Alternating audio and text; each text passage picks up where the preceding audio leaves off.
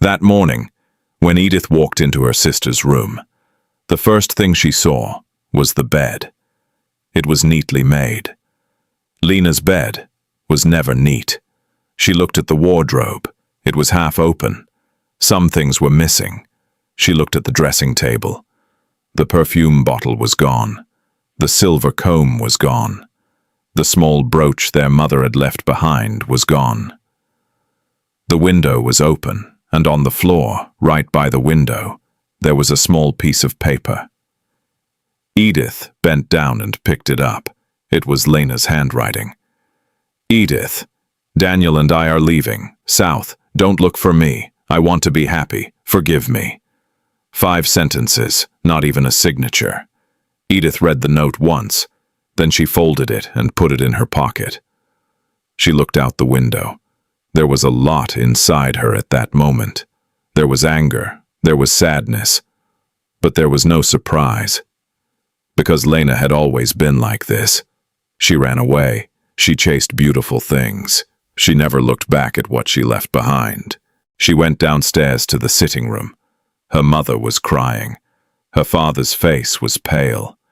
The engagement had already been announced in London. The whole city had heard.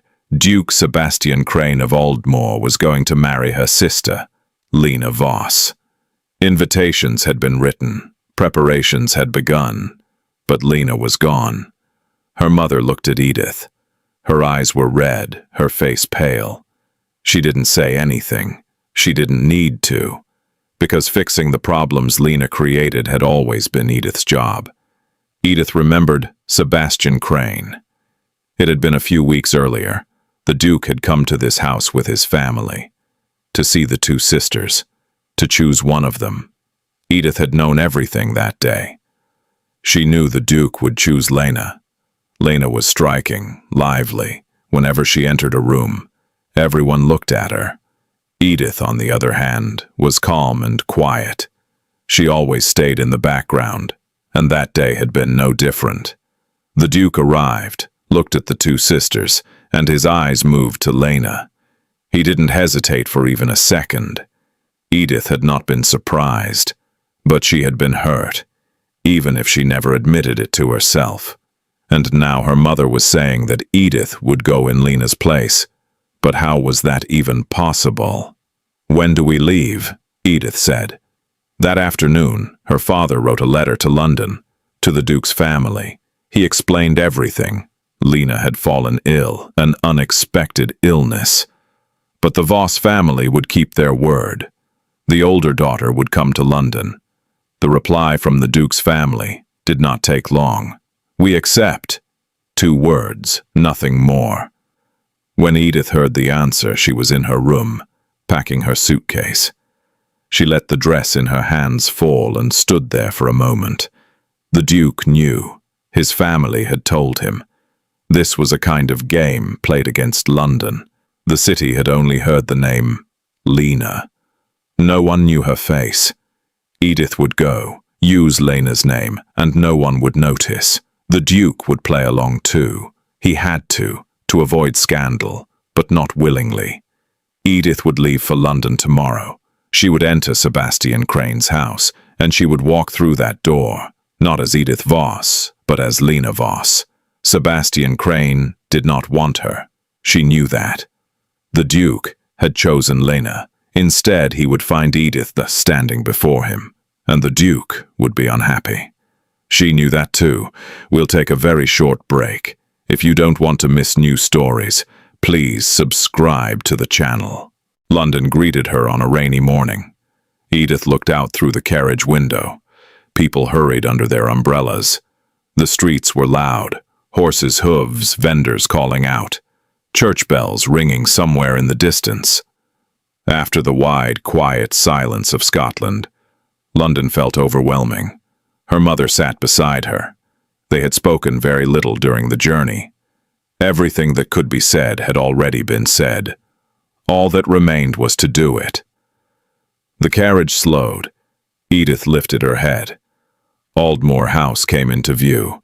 Servants were waiting at the entrance, and behind them, at the top of the steps, stood Sebastian Crane. She climbed the stairs. The Duke looked down. He looked at Edith, and his expression did not change at all, because he knew, and Edith knew that he knew. They went inside. The house looked even larger from within. The ceiling was high. The staircase split in two directions. Everything was dark wood and heavy fabric. Large portraits hung on the walls, the ancestors of the Crane family, generation after generation, of the same cold faces, the same proud posture. The head housekeeper stepped forward. She was elderly, with silver hair and a serious expression.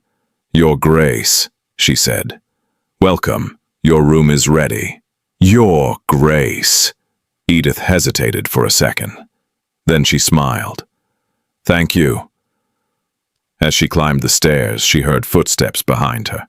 She didn't turn, but she could feel it.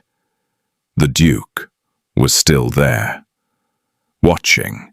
Her room was on the second floor. It was large, with a high ceiling. Through the window she could see London. The fireplace was burning, but the room still felt cold. Edith stepped inside. The door closed. She was alone. She didn't look at her suitcase. She didn't sit on the bed. She walked straight to the mirror and looked at herself. Edith Voss, 27 years old. A face that was neither striking nor plain. Calm, quiet, someone who always stayed in the background. And now she was standing in the largest house in London, in the home of the most powerful Duke. Under the name Lena. Lunch that day was shared by 3 people, the Duke, Edith, and her mother. The table was large, the conversation was short. Her mother tried to fill the silence, the weather, the journey, the last days in Scotland.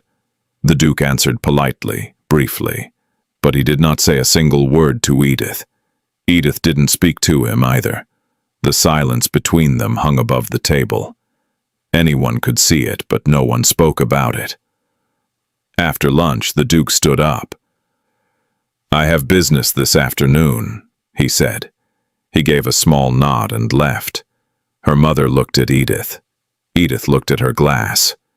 That evening, a neighboring family came to visit. Lady Ashton and her daughter. It was a matter of social etiquette. The new bride had to be introduced. Edith received them in the sitting room. The Duke stood beside her, because he had to. Lady Ashton laughed and shook her hand.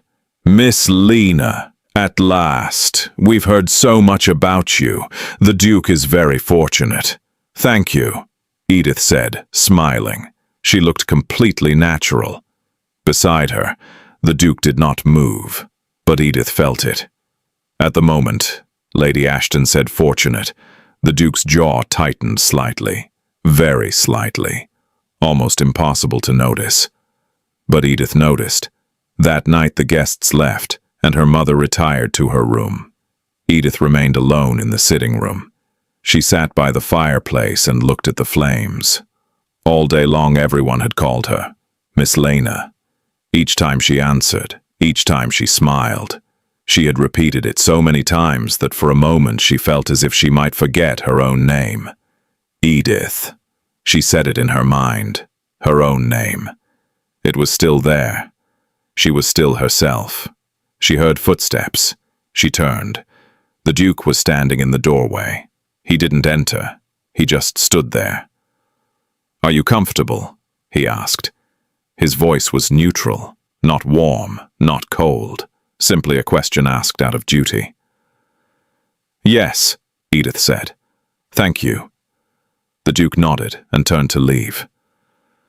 "Lord Crane." He stopped. Edith wasn't entirely sure what she wanted to say. But she wanted to say something real, something that had not been spoken all day. "This won't be easy," she said, "for either of us." The Duke turned and looked at her. Silence. "I know," he said at last. And then he left. Edith went up to her room and looked at herself in the mirror again. There was something inside her that she had been trying to push down all day. She didn't want it there, because it was dangerous, because it came at the wrong time, because it would only make everything harder. But she couldn't push it away. That day had been the first time she had seen Sebastian Crane up close. That cold face, that straight posture, that gaze that seemed to see everything. And deep inside her, somewhere very quiet, very deep, that small feeling stirred again, the same feeling she had felt that afternoon in Scotland. While the Duke had been looking at Lena, Edith had been watching the Duke, and in that moment something had happened, something small and quiet, something she had pushed away immediately. Now it was coming back. Stop, she told herself. Stop. This is wrong. This is impossible. This man does not want you. He doesn't even know you. He doesn't even truly know the name of the woman standing in front of him. But feelings do not listen. She turned off the lamp. Lying there in the dark, she closed her eyes. Tomorrow would be harder. The day after that, even harder. Because every day she would be living in the same house as that man. Every day she would see that gaze. And every day she would have to push this feeling down. Because Sebastian Crane did not want her. He had chosen Lena. The first week passed like this. The Duke came down early for breakfast. By the time Edith arrived, he had already retreated to his study. Sometimes they had lunch together. Sometimes they didn't. In the evenings they were in the same room only when they had to be. A dinner, a visit, a reception. The Duke was never rude. That had to be said. He did not raise his voice. He did not insult her. He never showed open hostility toward Edith. But he wasn't there. He could be in the same room and still feel absent. When Edith spoke, he looked elsewhere. When she asked him something, he gave short answers and closed the subject. During dinners, he looked at his plate, not at her. And every morning when Edith woke up, she carried that weight. She told no one. There was no one to tell, anyway. At the end of the second week, the first great ball took place. At the Pembertons' house, the largest mansion in Mayfair, one of the brightest nights of London society, Edith prepared herself. A dark blue dress, her hair arranged neatly, the small earrings her mother had left her. She looked in the mirror. Lena would not wear this dress, she thought. Lena would wear red, something bright. But Edith was Edith, even if she carried Lena's name. The Duke was waiting by the door. Black evening suit, straight posture, the same cold expression. He looked at Edith. He did not look her up and down, just one glance, brief. "Are you ready?" he asked. "Yes." They entered the carriage. Neither of them spoke during the ride. The ballroom was full. Lights shimmered. Music filled the air. Women in colorful dresses moved across the floor. When Edith and Sebastian entered, a few heads turned. The new bride, the wife of the Duke of Almore. Edith smiled. She greeted people. She shook hands. She spoke. The Duke stood beside her, but apart, not physically, but in another way. He was in his own world, his own conversations. He did not look at Edith.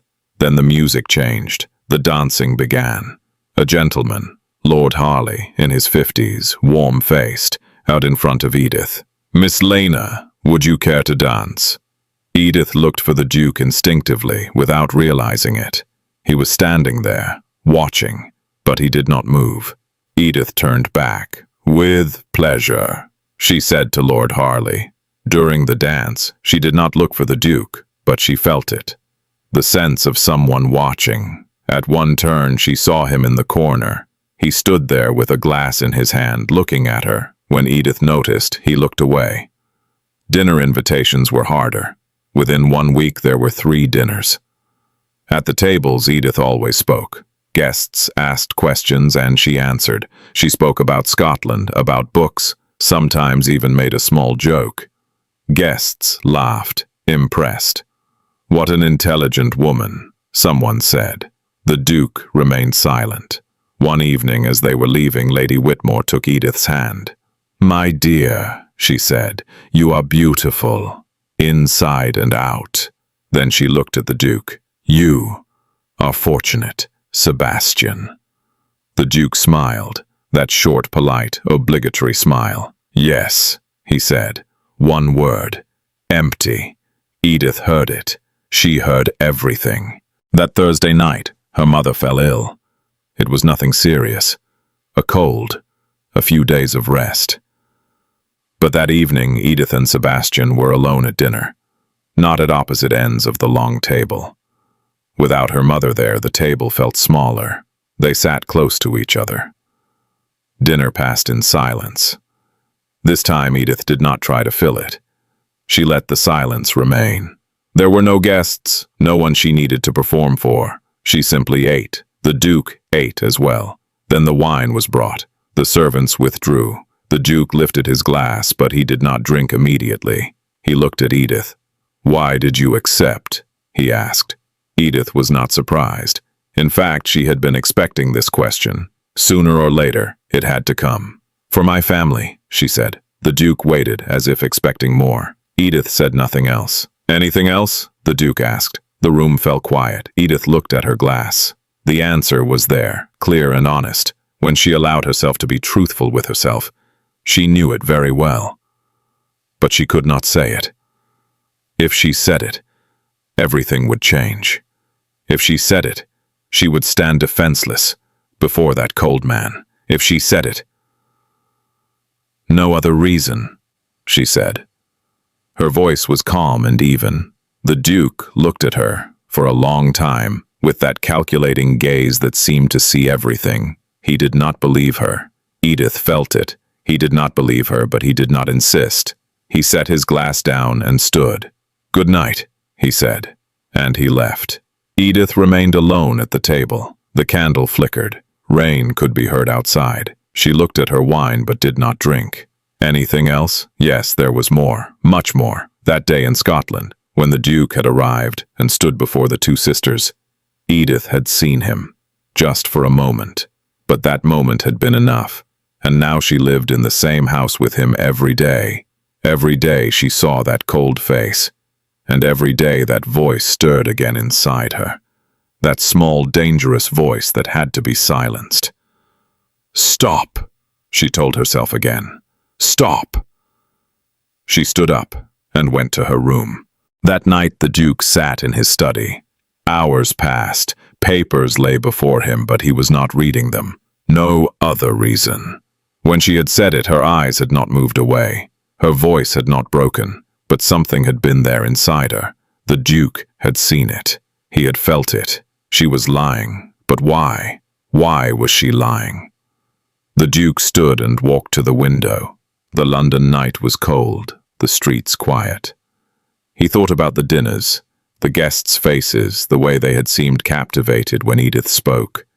He thought about the ball, the way Edith had looked dancing with Lord Harley, the way he had watched without meaning to, then looked away. And he thought about the question. Anything else? Why had he asked it? Why did the answer matter? He stepped away from the window and sat back down. He did not sleep that night. That week there was a tea hosted by Countess Bellamy.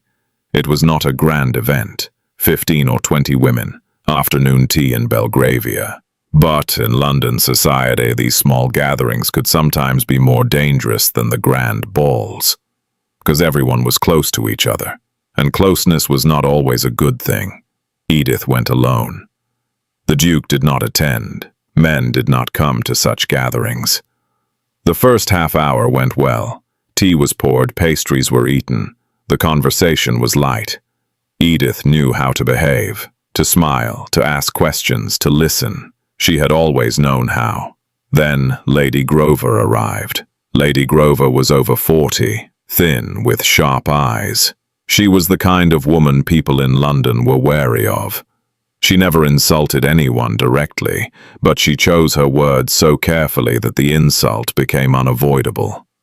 She approached Edith with a smile. "Miss Lena," she said, "of course I had heard about you, but I didn't expect this." Edith smiled politely. "And what did you expect?" "Something more." Lady Grover paused as if searching for the right word. "More brilliant." I imagined the woman chosen by the Duke of Almore would be more striking. A small silence spread across the room. A few women had heard. No one said anything. Edith held her teacup. Her voice did not change. "Brilliance is exhausting," she said calmly, "not very practical in the long run." A few women laughed. Lady Grover's smile stiffened, but she did not leave. She took another step closer. "You are from Scotland, aren't you? Such a distant place. It must have been difficult to adjust to London." "I am adjusting," Edith said. "And is the Duke adjusting to you?" Lady Grover lowered her voice, but everyone could hear it. "Because I have known Sebastian Crane for many years, and in this marriage, he does not seem particularly happy." Silence. This time, a longer silence. Edith felt something inside her, right in the center of her chest, something warm and sharp. But her face did not change. She was about to answer. Just as she was about to speak, the door opened. Sebastian Crane walked in. Everyone was surprised. Men did not come to this kind of gathering. The Duke scanned the room. He found Edith. He saw Lady Grover. He saw the distance between them, the silence in the room, Lady Grover's sharp smile, and instinctively, without thinking, he moved. He walked over to Edith and stopped beside her. Then he looked at Lady Grover. "Lady Grover," he said. His voice was even, but there was something in it, that cold, sharp, unquestionable thing. "I hope you have had the chance to meet my wife." Lady Grover took a step back. "Yes, of course. Good." The Duke turned to Edith. "We need to leave. Something has come up." They went outside, and the carriage was waiting. They got in. The carriage started moving. Edith looked out the window. The Duke sat across from her. Silence. Then Edith turned in. "You didn't have to do that," she said. The Duke looked at her. "What? You didn't have to come in. I could have handled it." A short silence. "I could see that," the Duke said. "Even so." Edith turned back to the window. "I'm not going to thank you." The Duke said nothing, but something happened inside him. Edith did not see it, but it did. Lena would have thanked him. She would have thanked him a great deal, clasped her hands together, her eyes shining, and said, "Oh, how kind of you." But this woman had looked at him calmly and said, "You didn't have to."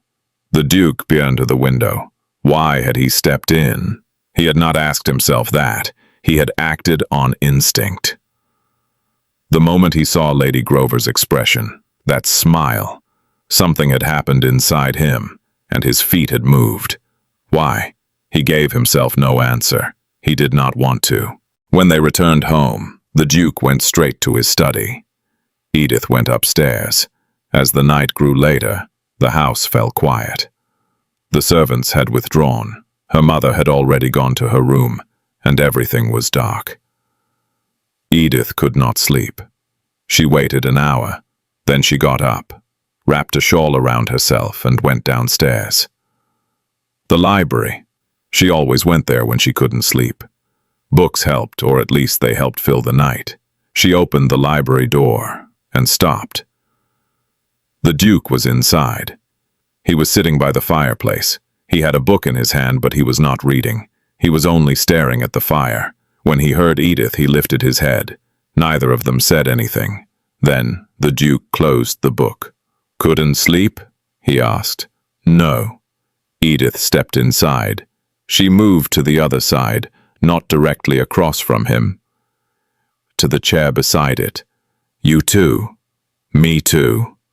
The fire crackled. The wind moved outside. Edith looked at the shelves. She wanted to take a book, but she did not move. It was such a strange moment. Midnight, the two of them alone, and a silence more peaceful and natural than any they had shared before. Then the Duke spoke. "What were you going to say to Lady Grover tonight?" Edith thought for a moment. "I was going to say something. It doesn't matter what. It matters. Edith looked at him. Why?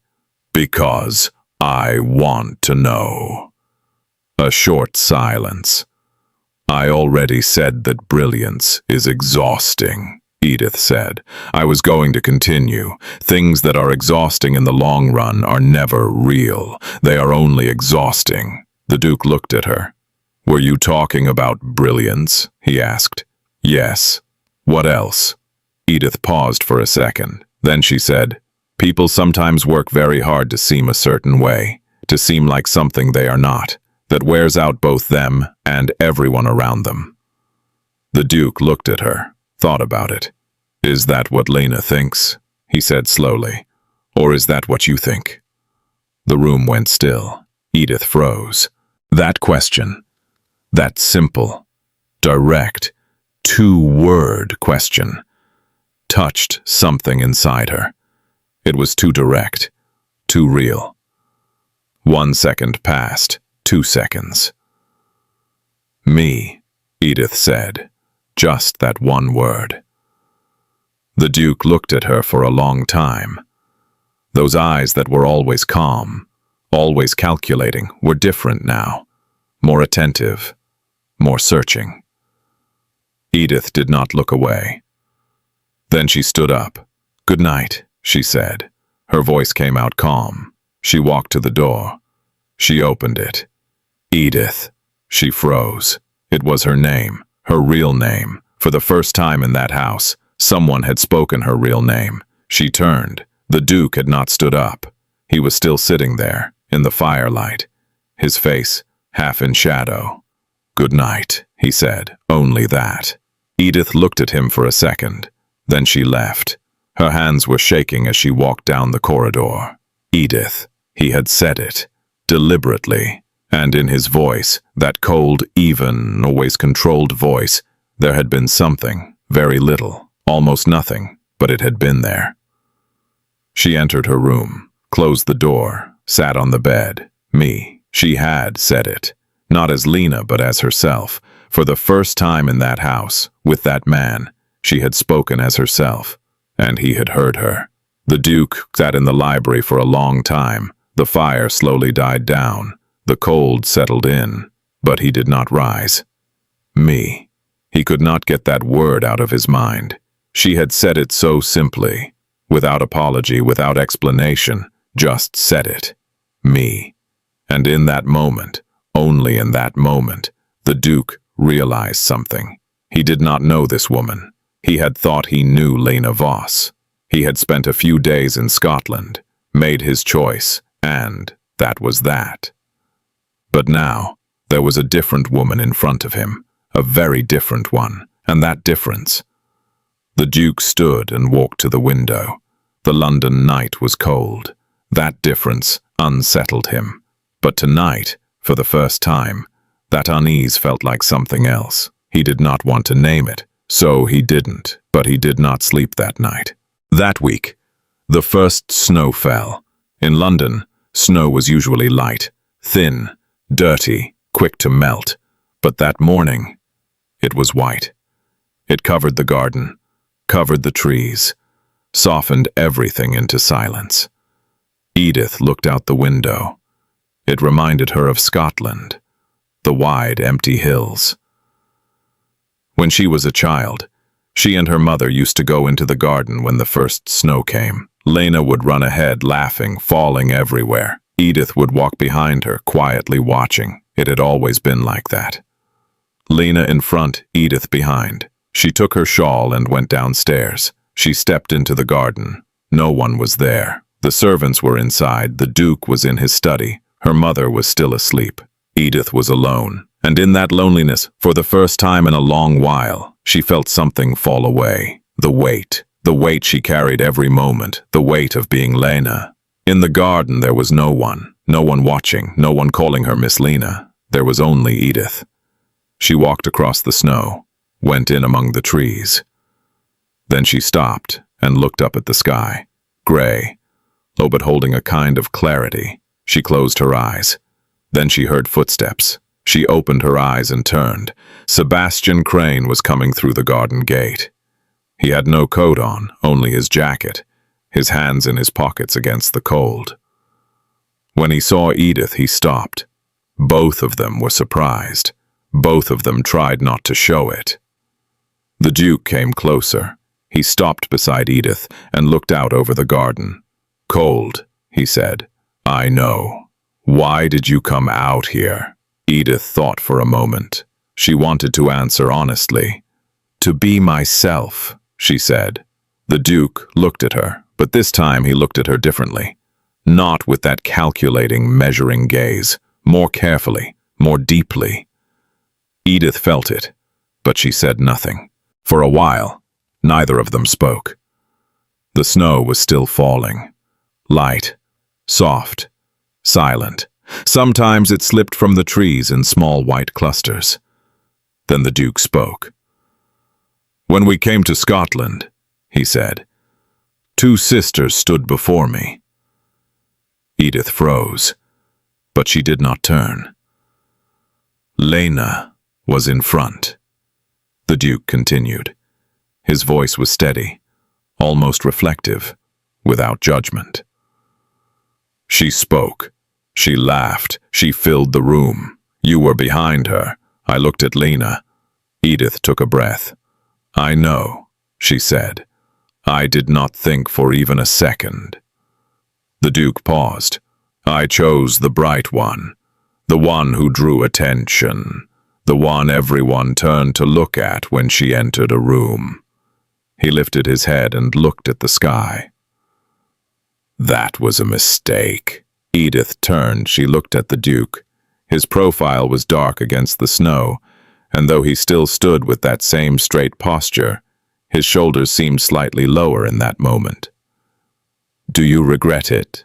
Edith asked. The Duke turned and looked at her. "Choosing Lena?" "Yes." A second passed. "Yes," the Duke said. Edith went still. It was not that she had never expected that answer, but hearing it was different. Hearing it made everything more real. The Duke went on. "I looked at Lena, but I did not see you." His voice dropped. "You were there. You were always there. But I did not look." Edith closed her eyes. That afternoon in Scotland came back to her. Before the Duke arrived, Edith had prepared herself. She had fixed her hair, put on her best dress. As she came down the stairs, she had told herself, "Do not hope." But even so, there had been something small inside her, a small, quiet hope. Then the Duke had looked at Lena, and that small hope had quietly gone out. "Most people don't see," Edith said. Her voice was low. "I'm used to it. That does not make it right.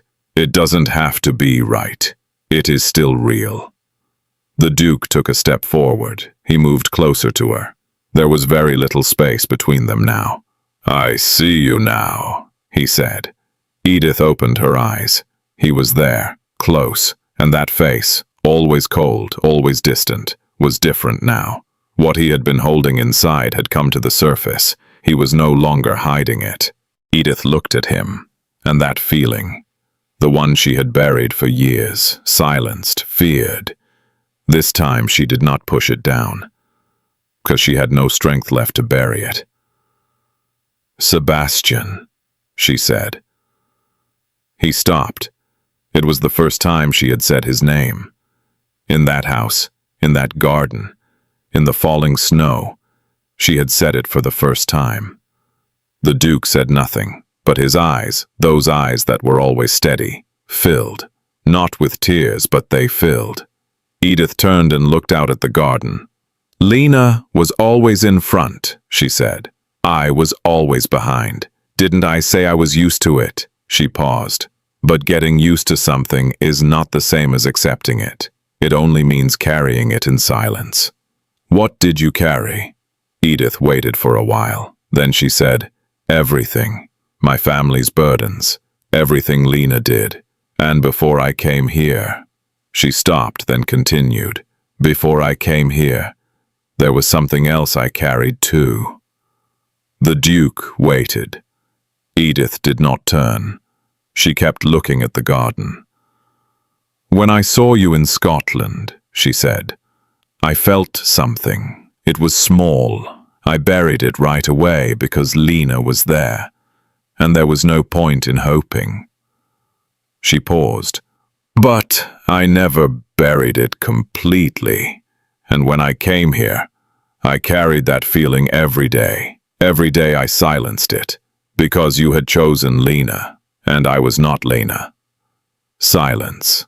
The snow kept falling. The Duke did not speak, but Edith felt it behind her, felt him move closer. One step. He was standing beside her now. Edith. She turned. He was there, close, and his eyes, this time hiding nothing at all, were on her. I see you, Sebastian Crane said. I see you now. Edith felt something inside her begin to come undone. That weight she had carried for years. That quiet thing she had never told anyone. The thing she had carried alone through so many nights. It was loosening. She could not say all of it. She did not need to. There, in that garden, in the falling snow, they both knew now. Edith looked at him for a long time. You are late, she said at last. Something appeared on Sebastian Crane's face. That rare, very rare thing. It was not quite a smile, but it was close. I know, he said. They did not go back inside right away. They stayed in the garden. The snow kept falling. Neither of them spoke. But this time the silence was full in a different way. It was not the heavy, empty silence of those first days. This was warm. This belonged to both of them. Then the Duke held out his hand. Edith looked at it and took it. The next morning, a letter arrived. Edith was at the breakfast table. A servant brought the envelope, small, white, and written in a familiar hand. Lena's handwriting. Edith took the envelope, held it in her hands. She did not open it right away. She only looked at it. Those slanted, careless letters, written without much thought. Then she opened it. The letter was short. Lena always wrote short letters. Edith, we are in the south. The weather is beautiful, and I can see the sea from the window. Daniel is well. I am well. I hope you are too. That was all. No apology, no explanation, no real question about how anyone was. Not one word asking about the family or about Edith. Only I am well. Edith lowered the letter and looked at the table. What did she feel? She thought about it, tried to be honest. There was anger, yes. It was still there. Maybe it always would be. Lena had run away. She had left Edith, the family, everything. And now she was writing about the sea outside her window. But there was something else too. Relief. Lena was well. She was happy. And strange as it felt, that eased something inside Edith. Because this was Lena. She had always been this way. And when Lena was happy, at least she did not come back. She heard footsteps. Sebastian had come down for breakfast. He sat at the table, poured his tea, and saw the envelope in Edith's hand. He stopped. Lena? Yes. He held out his hand. Edith gave him the letter. The Duke read it quickly, once. Then he folded it and gave it back. Silence. Outside, horses could be heard in the street. The city was waking. The Duke poured his tea and looked at Edith. Would you like to go? He asked. Edith was surprised. Where? To Lena. He paused. Or somewhere else. Back to Scotland. Anywhere you want. He looked down at the table. If you want to be free, everything will be arranged. A carriage, money, whatever need. Edith looked at him. She had not expected that offer. Yesterday in the garden, that hand, that look, that I see you, and now this. Why? She asked. The Duke lifted his head. Because you were forced into this marriage, he said. You accepted it for your family, and he paused. I was unfair to you in the beginning. I know that. Edith looked down at the table, at Lena's letter. I am well. 5 words. 5 empty words. Then she thought of yesterday, the garden, the snow, that hand. There was something inside her now, clear, quiet, and certain. "What if I want to stay?" she asked. The Duke looked at her. There was a long silence. Outside, the world was noisy, but the room was quiet. There was only the two of them. Only that moment. "This time, I am choosing," Sebastian Crane said. His voice was low, but what was in it was not. "You, not Lena. You." Edith looked at him. She looked at that face, always cold, always distant, always controlled. But now there was something in it, something open, something no longer hidden, and Edith understood. This man had made the wrong choice in Scotland. He had chosen what was bright.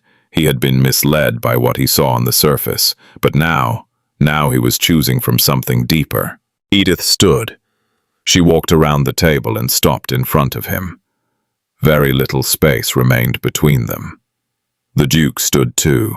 Edith looked at him, up at him. He was tall, standing straight as always, but his eyes were waiting. For the first time, he was waiting, not demanding, not pressing, just waiting. "My name is Edith," she said. For the first time in London, in that house, to that man, she spoke her real name. All through that house, she had been called Miss Lena. At every visit, every ball, every dinner, Edith had answered every time. But that morning at that table, to that man, Edith, as herself. Something changed in Sebastian Crane's face. It was a smile, not a full one, only half, brief, almost too slight to notice. But it was real, the realest thing Edith had seen since she arrived in that house. "I know," he said. That afternoon, Edith went out into the garden. The snow had begun to melt. Water dripped from the trees. The paths were wet and the garden was losing that pure white stillness and slowly becoming itself again. Edith walked to the place where she had stood the day before, among the trees. She took the letter from her pocket. Lena's letter. "I am well." She looked at it for a long time. Then she folded it and put it back into her pocket. Lena was well, somewhere of her own choosing, with the man she wanted, living with the sea outside her window. Maybe she was happy, maybe she was not, but she was gone. She had chosen her own path, and Edith had chosen too, her own path, by her own choice, not because anyone forced her, not because of family pressure, because of that clear, quiet voice inside her that knew exactly what it wanted. At dinner that evening, the Duke turned to Edith first. "There is a concert in London," he said. "Friday evening. Would you like to go?" Edith looked at him. It was not a ball, not a social duty, it was just a question. "Would you like to?" "Yes," Edith said. The Duke inclined his head, and that half-smile, that brief, real, rare smile, appeared on his face for a moment. That night, Edith stood in her room and looked at herself in the mirror.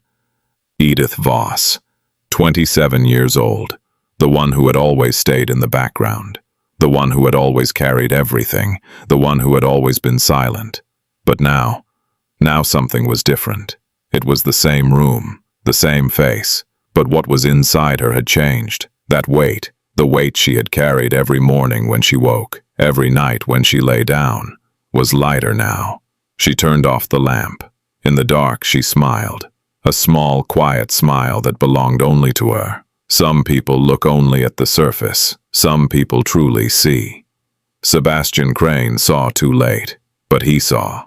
And Edith Voss, the woman who had always stayed in the background, the woman who had always carried everything in silence, stood in front that morning in the garden, in the snow, for the first time. By her own choice. Thank you for listening to the story, all the way to the end. Please tell us which city you're watching from and what the story made you feel. Don't forget to subscribe so you won't miss new stories.